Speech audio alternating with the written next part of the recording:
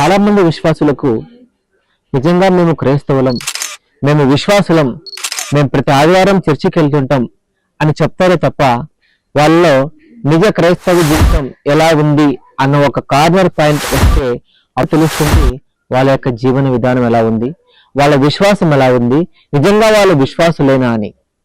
ఉదాహరణకు మనం బైబిల్లో సంఘటనను చూస్తే హిజ్కియా అనే ఒక వ్యక్తి ఉండేవాడు. ఆ వ్యక్తి దగ్గరికి ఒక ప్రవక్త వెళ్ళి నీకు ఒక రోగం వస్తుంది, ఆ రోగం ద్వారా నువ్వు త్వరలో చనిపోతావని చెప్తాడు.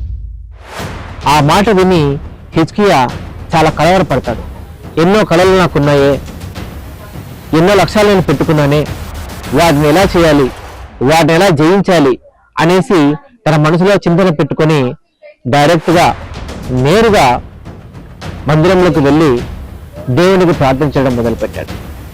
దేవా, నీ ఎదుట నేను చాలా నిందారహితంగా బ్రతికానే, నీ ఎదుట నేను చాలా నీతిగా బ్రతికానే, నాలో ఏ దోషం ఉందని ఈరోజు నన్ను మరణానికి అప్పగిస్తున్నావు, దయచేసి తెలియజేయ ప్రభావాన్ని విన్నవించుకుంటాడు.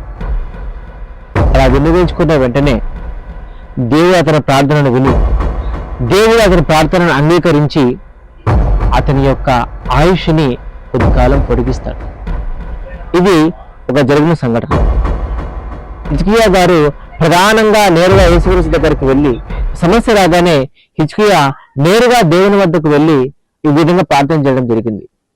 అయితే ఒక సమస్య మన జీవితంలో వచ్చినప్పుడు, ఒక ప్రాబ్లంని మనం ఫేస్ చేస్తున్నప్పుడు, ఒక కార్నర్ పాయింట్లో మనం ఉన్నప్పుడు నిజంగా మనం ప్రార్థన గదిలోనికి వెళ్ళి ఈ విధంగా మనం ప్రార్థన చేయగలమా?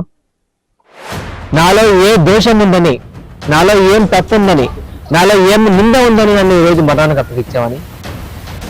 ఒక సమస్య వస్తే మనం డైరెక్ట్గా దేవుణ్ణి ప్రశ్న అడగగలమా? నేరుగా మనం దేవుణ్ణి ఇలా సంధించగలమా?